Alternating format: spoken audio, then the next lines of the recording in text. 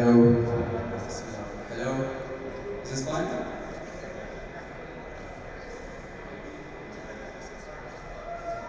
Okay, guys. Thank you for coming today. This workshop is going to be about options 101. My name is Richard. I work as a dev relations for Dopex. And yeah, let's get to the agenda for today.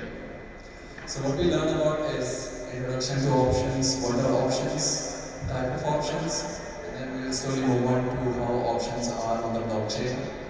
And then at the last we'll talk about how Dopex uses options to bring the most of it and how it provides an easy and convenient platform both for option traders and option sellers.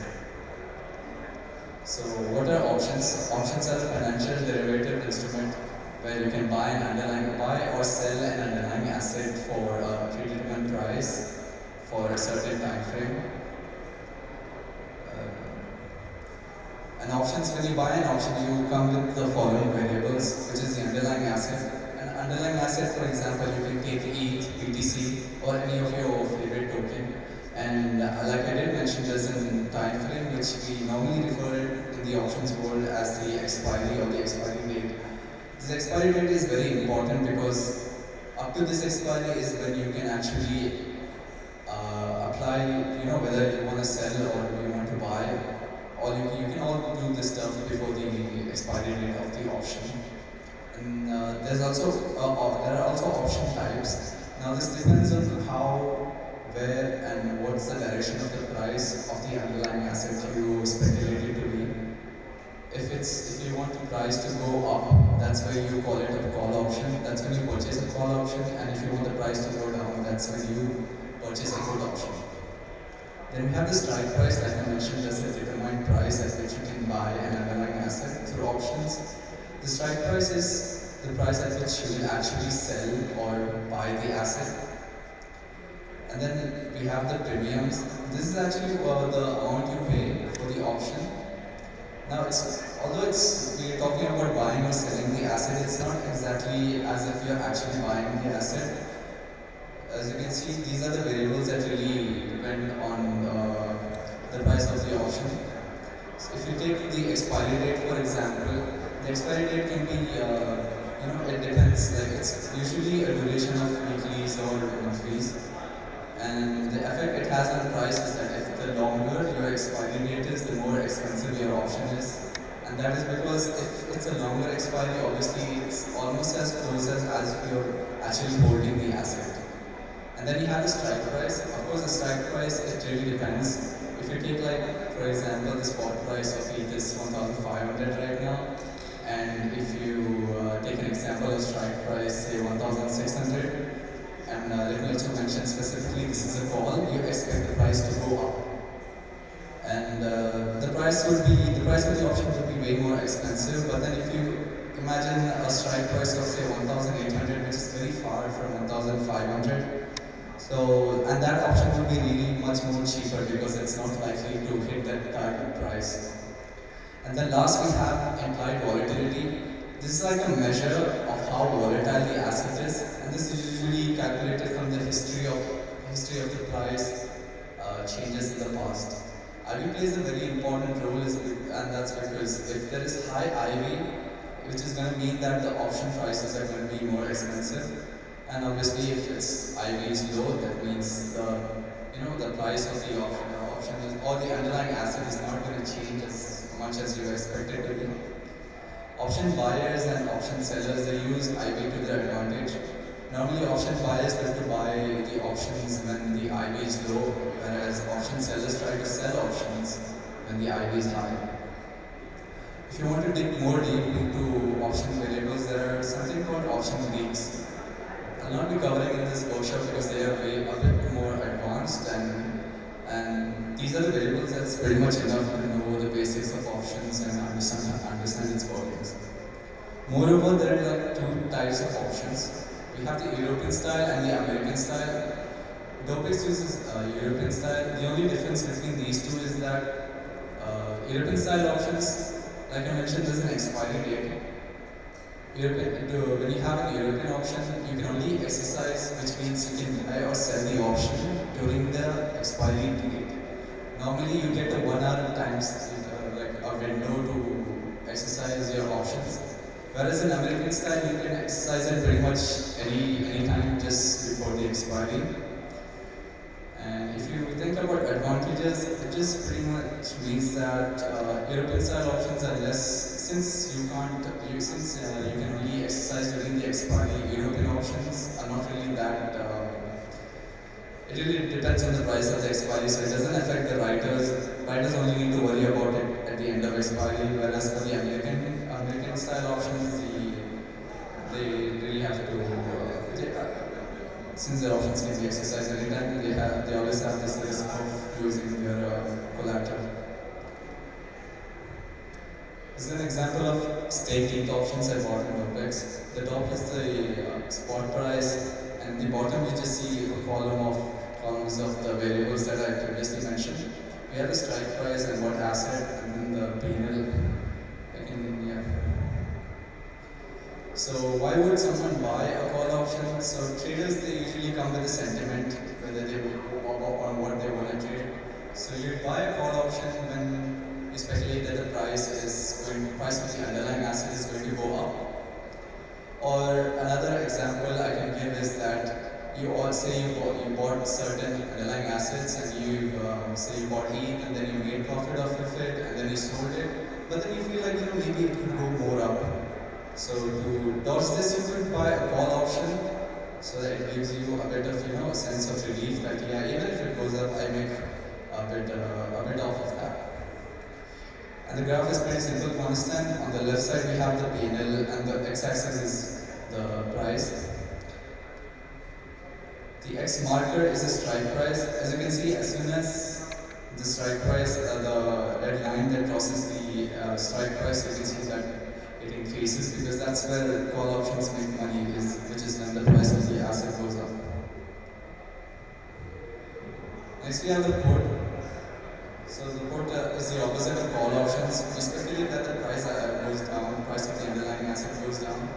Now you may be wondering, why would anyone want the price of an asset to, obviously nobody wants the asset of a price to go down if they bought it. But then obviously it's a worry which everyone has.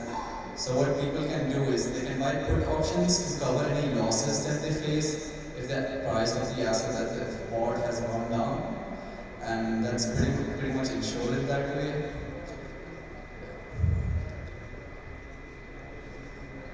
Next we have the option writers. So if there are option buyers, obviously there should be option writers. Option writers can sell options either by depositing stables, or they can deposit the underlying asset itself. Option writers do this in return for premiums, which we earlier discussed. Option writers, they face the risk of how it depends on what options they sell. But yeah, option writers do this in returns of premiums if the option is sold, and then they can earn funding if the option, if whatever they deposited is borrowed. And then there are also rewards and incentives.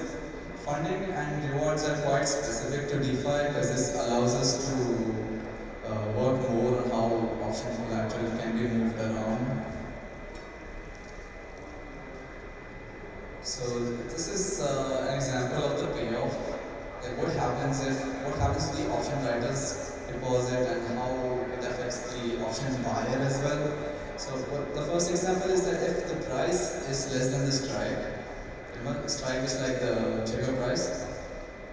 So we have the spot price, which is $1,300, and the strike is $1,500. This is the strike of the option. The difference is $200, and the premium is $50. In the first example, in the first column, you have what happens at the call. Obviously, since the price is below the strike, it's not profitable for the buyer. So all he loses is a $50 premium, whereas the writer, he makes $50 because of the premium. And if this were the options were instead puts, you can see that the writer actually faces a $150 loss. Although the difference is $200, the $50 premium kind of rebates the loss and makes it $150. And then for the buyer, he gets $150 too, because the there's a $50 premium that he had to pay, so that's his net profit. In the case of when the price is above the strike, this is favorable for call options. It's very similar to how put options work. There's a $50 loss for the writer, and there's a $150 loss for the writer, and $150 profit for the buyer. But there's also a third case where say like the price is just flat and doesn't move. I mean, obviously this means that, and it doesn't trigger any strike prices, whether it's call or puts. This is a scenario where the writer is profitable. So as you can see, there are like pretty much two scenarios for the writers to be profitable, which is when the strike price doesn't hit and when the price is flat. Whereas for the buyers, there's one single scenario where the strike has to either cross and go beyond the break even for the buyers to actually profit from this. Next, we have options on the blockchain. So many benefits come when we use options on the blockchain. The first we have is transparency. You can see what is happening, through any blockchain explorer. You can see how what happens on the blockchain, how your money is being dealt with, and everything. And then you have mobility. The thing about mobility is it's been, I mean, personally for me, it's been quite easy to move money around. Then I would have, maybe used some options trading app, and maybe I would have to go through banks, a way to verify and everything. So that's one mobility is one really good benefit of having options on the blockchain. Then we have flexibility. Flexibility would basically mean how you get like available options of like what options you want to buy. Now on the chain, obviously you can pretty much buy anything, any token that you like, any NFT or something. So the flexibility is also a really big benefit when it comes to options in the blockchain. So option contracts, if you're familiar with ERC-20 tokens, it's basically a form of how pretty much every token is on Ethereum, Arbitrum, pretty much any chain. We have option, the portion that represents option buyers are done through ERC-20 tokens. If you look closely, you can see that if I hover over, you can see that it's a call option of DPX with an expiry of 31st March, and the strike is 390. The next we have is option writer positions. These are represented by ERC-721, and it's not really possible with ERC-20 because it's not really possible to calculate all the losses and all the rewards and incentives through just ERC-20 tokens. So we use ERC-721. We're slowly starting to use ERC-4626, which pretty much seems to suit the case for LP tokens. And we've started using ERC-4626 for option scalps, which I'll talk about later. If you're not familiar with ERC-4626, it's pretty much a combination of ERC-20 and a staking contract. It's where you deposit whatever you want to deposit in a ERC-4626 vault, and this in return gives you something, tokens called ERC-4626 tokens. These pretty much represent your share. And in the future date, you can withdraw these tokens, and in return, you might get rewards or whatever the ERC-4626 vault has to reward you or provide you with. The benefits of tokenization is obviously that you can move your option if your option positions around, you can either trade it or sell it. Okay, now we're at Dopex. So Dopex is an options trading platform on Arbitrum. Our main goal is to maximize liquidity and provide a smooth trading platform to option buyers as well. And we do this through several products which they don't pretty much work like how you expect any options trading platform to work. We have, for example, the SSOVs. We have for option writers, we incentivize them to provide liquidity. This in further provides a smooth experience even for buyers because there's liquidity. Moreover, moreover, option writers, since they're incentivized, it also acts like a rebate for them in case they face any losses. So the products I'm going to be talking about are the SSOV, the straddles, the insured perps LP, and then option scalps. So first we have the SSOVs. The SSOVs are the simplest product you'll find, very simple to use. It involves two parties, the option buyer and the option seller. What the option seller pretty much does is deposits its collateral to provide liquidity. And moreover, to provide liquidity, like I mentioned, the option writer is incentivized, which also acts as a rebate mechanism. The option buyer, it's pretty much simple. I'll show in the next slide. So on the right side, it's where is what option writers will see, where they can select a strike to deposit in, and they have a certain timestamp until which they can't withdraw. It is until then they have to wait to which they have to withdraw. And then on the left side is the purchase panel. It's your option buyers POV. As you can see, there's a strike and the amount of options you can buy. Next we have is straddles. Straddles is also pretty much easy to use, but they're quite amazing. They're like one of the most used products on the Dopex platform. Now, option straddles are when you buy a call and a put option. And as you can decipher from that, buying a call and put option would mean that you can make profit from either way where the price goes. So this is like a really popular for options trading strategy as well.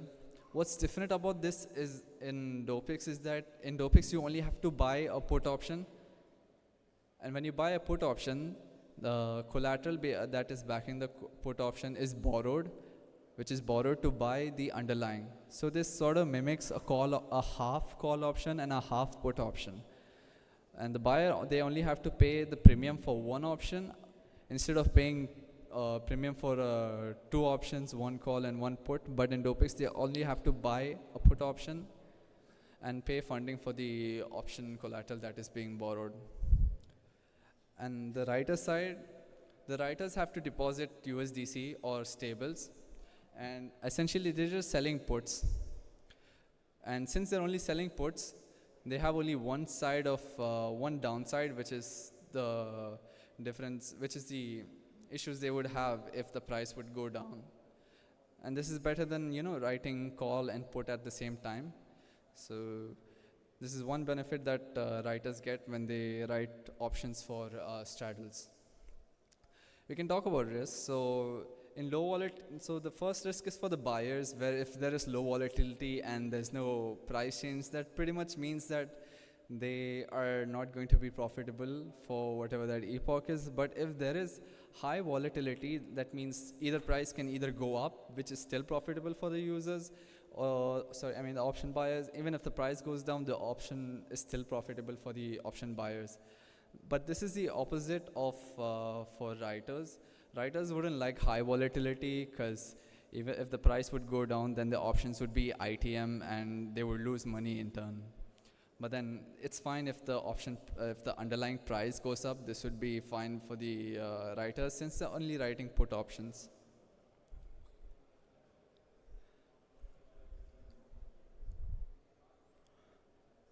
Next we have option scalps. If you're familiar with scalp trading, if you're not, it's basically there are some traders who use really high leverage to make small gains in a short period of span time, and it's a pretty famous trading method.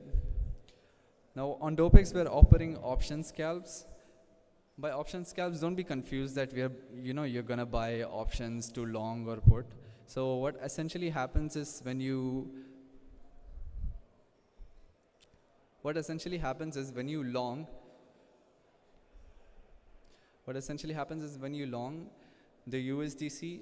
Actually, I'll start with the option writers. When you deposit the LP, you have to deposit either ETH or USDC.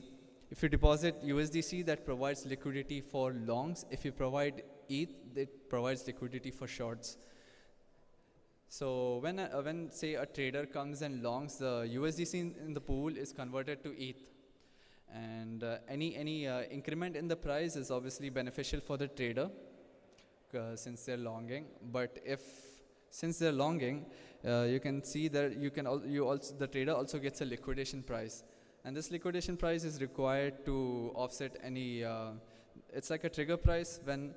If the spot price hits the liquidation price, that's when your margin that you use for trading will be given to the option writers to offset the losses that they've faced from the borrowing you've made, the buying the underlying using the USDC. Likewise, if you short, the ETH in the pool is swapped to USDC. And similar to how longs work, there's a liquidation price as well, and any losses that you make will be given to the option writers. These are some example positions that I opened. One's a short, the top one's a short, the bottom one's a long. So yeah, the benefit for the LP is that they have no downside at all because their options are not being used to exercise. The options are only being used for borrowing. And the last we have is insured long futures and perpetuals. If similar to scalp trading, there's something called futures trading as well. It's where you also use leverage to trade really high amounts or similar. And similar to option scalps, you also get a liquidation price when you trade futures. Now this liquidation price, it's very problematic. So what we provide is insurance for that. And we do this by providing put options. This put option is used. The thing about futures is if you borrow high leverage, obviously there's a gap between what you actually borrow and what you've actually posted as margin. If you buy put options, when you buy put options, what you can do is borrow the put option collateral and deposit as margin in your futures long position.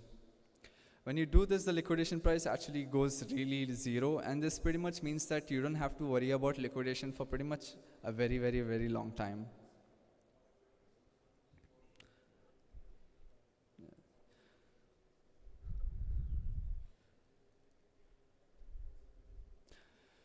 So obviously the benefit for option buyers is that they get non-liquidatable longs, and whereas in the place for option writers, they have two sources of income, which is going to be the premium and the funding, because the put option collateral is being borrowed.